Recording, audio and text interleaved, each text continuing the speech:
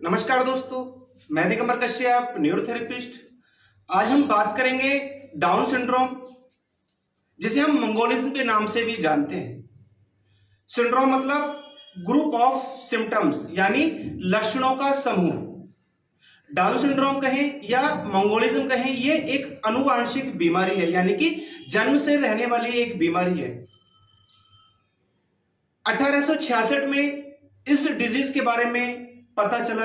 एक साइंटिस्ट थे, उनका नाम था लैंगडॉन डाउन।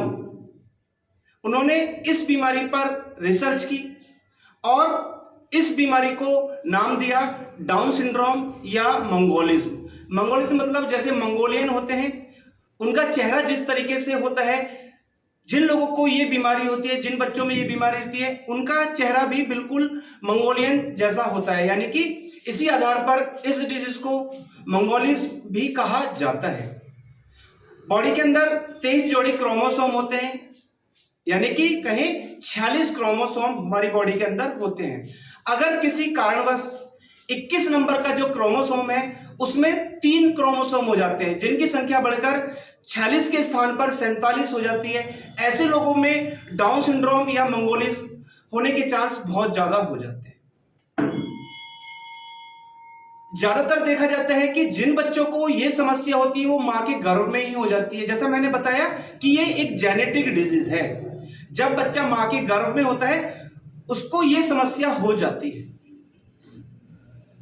जो महिलाएं 35 वर्ष के बाद मां बनती हैं या पिता की उम्र 40 वर्ष होती है, देखा जाता है कि उनसे होने वाला बच्चा डाउन सिंड्रोम हो सकता है। एक सर्वे के अनुसार 830 लोगों में से, यानी कि जो महिलाएं प्रेग्नेंट हैं, 830 में से जो एक बच्चा होगा वो डाउन सिंड्रोम या मंगोलिज्म का हो सकता है। जिन बच्चों को डाउन सिंड्रोम की बीमारी होती है उनके लक्षण अलग अलग होते हैं, यानी कि उनकी पहचान अलग तरीके से होती है। वो नॉर्मल बच्चों की तरह नहीं होते, वो देखने में भी अलग होते हैं और उनको देखकर आसानी से पहचाना जा सकता है कि ये डाउन सिंड्रोम है। ऐसे बच्चों का चेहरा गोल होता है। इसी आधार पर ऐसे बच्चों को मून फेस भी कहा जाता है, यानी कि उनका चेहरा गोल है, मून फेस कहा जाता है। ऐसे बच्चों की हाइट बहुत कम होती है और देखा जाता है कि ऐसे बच्चों की हाइट 4 फीट तक ही रहती है। ऐसे बच्चों का माथा बहुत ज्यादा चौड़ा रहता है। जीभ अगर हम देखेंगे तो और बच्चों की अपेक्षा ऐसे बच्चों की जीभ बहुत मोटी होती है और हाथों की जो उंगलियां हैं वो बहुत छोटी छोटी होती हैं और जीभ में देखेंगे तो गहरा कट भी होता है। हथेली देखते हैं तो हथेली चौड़ी होती है और कुछ बच्चों की हथेली में केवल 2 रेखाएं होती हैं। जैसे कि हम देखते हैं कि सभी के हाथों में 3 रेखाएं होती हैं, लेकिन ऐसे बच्चों के हाथ में अगर हम देखते हैं तो 2 रेखाएं मिलती हैं। कुछ लोगों में 3 रेखाएं भी होती हैं। तो जिनके हाथों में 3 रेखाएं हैं, ऐसे बच्चों को जल्दी ठीक किया जा सकता है और जिनके हाथ में 2 रेखाएं उनको ठीक होने में समय लगता है। मेडिकल साइंस में इसका अभी तक कोई इलाज नहीं है। ऐसे बच्चों का आईक्यू लेवल भी और बच्चों की अपेक्षा कम होता है। मंदबुद्धि होते हैं ऐसे बच्चे। इनकी पलकें अगर हम देखें तो वो इस तरह से फोल्ड हुई होती हैं। इनका मानसिक और शारीरिक विकास बहुत कम हो रहा होता है और ऐसे बच्चों की उम्र भी और बच्चों की अपेक्षा बहुत कम मानी जाती है। तो ये कुछ लक्षण हैं। इस आधार पर हम पहचान सकते हैं कि इस बच्चे को डाउन सिंड्रोम है, इस बच्चे को मंगोलिज्म डिजीज है, और देखते के साथ ही हम पहचान सकते हैं कि इसका क्रोमोसोम गड़बड़ है, यानी कि इसकी बॉडी में 47 क्रोमोसोम हो गए। इसके कारण से इसको ये डिजीज आई है। जैसा मैंने बताया कि ऐसा बच्चों का अभी तक मेडिकल साइंस में इलाज नहीं है। ऐसे बच्चों को कहा जाता है कि आप ऑक्यूपेशनल थेरेपी कराएं, जो नेचुरल थेरेपी है वो आप कराएं, और ऐसी एक थेरेपी है न्यूरोथेरेपी। ऐसे बहुत सारे बच्चे हमारे पास आए हैं थोड़ा समय जरूर लगता है, मैं ये नहीं कह रहा हूं कि ऐसे बच्चे बहुत जल्दी ठीक हो जाएंगे, लंबा समय लगेगा, कुछ दिन लगातार ट्रीटमेंट लेना पड़ेगा, लेकिन उसकी बॉडी में धीरे धीरे चेंजेस अवश्य आ सकते हैं। ऐसे बच्चों का पेट बहुत ज्यादा खराब रहता है, सीवियर कॉन्स्टिपेशन रहता है, कई कई दिन पेट साफ नहीं होता। जिन माताओं को गर्भावस्था के दौरान थायराइड की दिक्कत होती है, ऐसा बच्चा डाउन सिंड्रोम हो सकता है। और अगर बच्चे ने जन्म ले लिया और उसका अगर हम टेस्ट कराएं तो ज्यादातर देखा जाता है कि ऐसे बच्चे को भी हाइपोथायराइड होता है। तो ये सब लक्षण हम पहचान कर पता लगा सकते हैं कि इस बच्चे को डाउन सिंड्रोम है। ऐसे बच्चों को आप न्यूरोथेरेपी ट्रीटमेंट दिलाएं, थोड़े लंबे समय तक आपको दिलाना पड़ सकता है, क्योंकि ये जेनेटिक डिजीज है, जन्म से रहने वाली बीमारी है और इसका मेडिसिन से कोई इलाज भी नहीं है।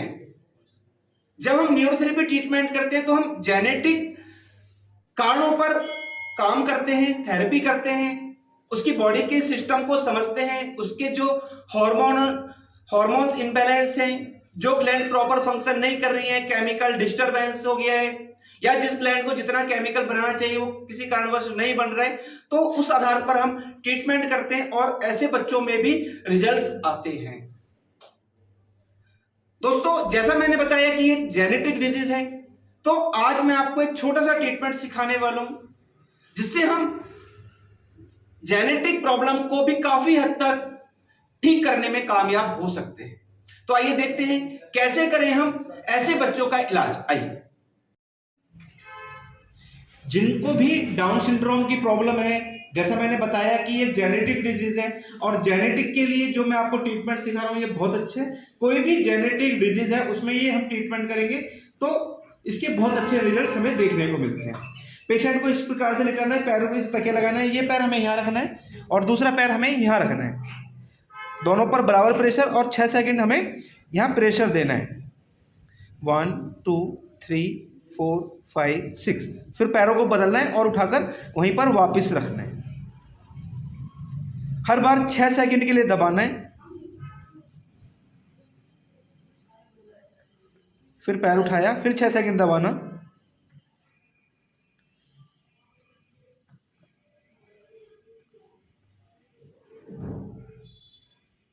ऐसा हमें 6 सेकंड दबाना है और ऐसा हमें 8 बार करना है। उसके बाद देखेंगे हमें दोनों तकियों को हाथों के नीचे लगाना है और अभी हमें दोनों हाथों पर एक साथ प्रेशर देना है। कोहनी के पास से हमें शुरू करना है, 6 सेकंड हमें यहाँ दबाना है, फिर 6 सेकंड इधर, ऐसे हमें 3 पॉइंट बनाने और ऐसे हमें ये 6 राउंड करने हैं, यानी कि 18 पॉइंट में हम ये प्रेशर देंगे।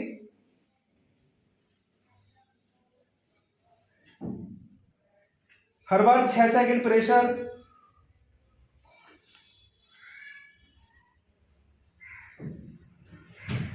हर बार 6 सेकंड प्रेशर। ये हमारा चौथा राउंड।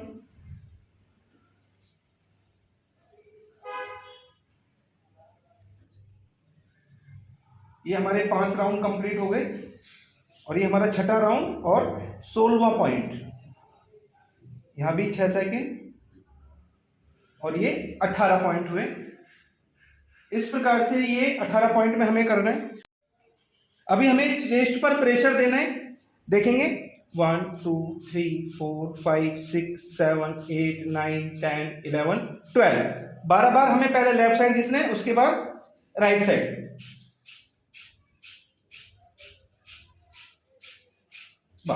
फिर दोबारा से,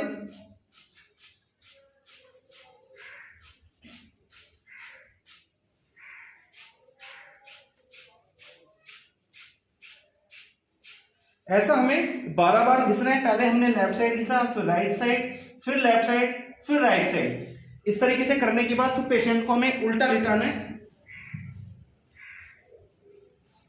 पेशेंट को इस प्रकार से लिटाना है, चेस्ट की तकिया लगाना है और पेशेंट के साइड में बैठना है और हमें अभी अपने अंगूठे से प्रेशर देना है। ये स्पाइन है, स्पाइन के एक साइड में, यानी कि देखेंगे इसे हम 1 काउंट करेंगे। ऊपर से शुरू किया, अंगूठा ऊपर तक लाए, 1 2 3 4 5 6 7 8 10 11 12 13 14, 15, 16, 17, 18, 19, 20, यानी कि हमने ऊपर से शुरू किया और यहां से वापस ऊपर लेके गए, तो एक काउंट करना है, ऐसा हमें 20 बार करना है। तो ये जितनी भी समस्याएं जेनेटिक संबंधित होती हैं उसमें हम ये ट्रीटमेंट देते हैं। इससे हम जीन्स की कार्यों को भी सुधार सकते हैं। बहुत इफेक्टिव ये ट्रीटमेंट है, आप ये ट्राई करेंगे तो इसके रिजल्ट्स बहुत अच्छे देखने को मिलेंगे। दोस्तों, अभी आपने इस वीडियो के माध्यम से जाना कि डाउन सिंड्रोम क्या होता है, मंगोलिज्म के क्या लक्षण होते हैं और जिनको ये डिजीज हो गई है उनके क्या क्या लक्षण हमें देखने को मिलते हैं। अगर आपको ऐसा कोई बच्चा दिखाई दे तो आप समझ सकते हैं कि इस बच्चे को डाउन सिंड्रोम डिजीज है और समय रहते हुए आप उसका उचित इलाज कराएं। जो भी थेरेपी आप करा सकते हैं वो आपको तुरंत शुरू करा देनी चाहिए, ज्यादा वेट नहीं करना चाहिए, क्योंकि दिक्कत डे बाय डे बढ़ रही होती है। दोस्तों, उम्मीद करता हूं ये वीडियो आपके लिए बहुत इंफॉर्मेटिव हो सकती है और आपके आसपास, आपके पड़ोस में, आपके परिवार में कोई ऐसा बच्चा है तो आपको लक्षणों के आधार पर यह पता चल गया होगा कि इसको ये बीमारी है। दोस्तों, उम्मीद करता हूं वीडियो आपके लिए बहुत इंफॉर्मेटिव हो सकती है। दोस्तों, आप अगर हमारी वीडियो को पहली बार देख रहे हैं, हमारे चैनल को सब्सक्राइब जरूर करें, वीडियो को अधिक से अधिक शेयर करें, वीडियो को लाइक करना ना भूलें और बेल आइकन बटन जरूर दबा दें, जिससे कि जो भी वीडियो फ्यूचर में हम बनाएं उसका नोटिफिकेशन टाइम टाइम आपको मिलता रहे। बहुत बहुत